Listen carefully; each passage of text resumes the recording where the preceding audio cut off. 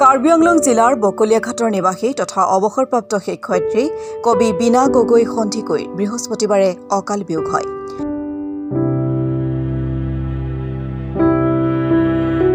উত্তৰাখণ্ডৰ ঋষিকেশৰ একে চিকিৎসালয়ত মৃত্যু হয় অৱসৰপ্ৰাপ্ত শিক্ষয়িত্ৰীগৰাকীৰ।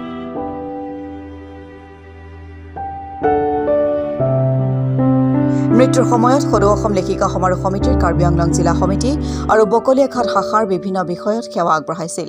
অন্যহাতে বীণা গগৈ সন্ধিকৈৰ অকাল মৃত্যুত সমগ্ৰ বকলিয়াঘাটত শোকৰ ছাঁ পৰিছে।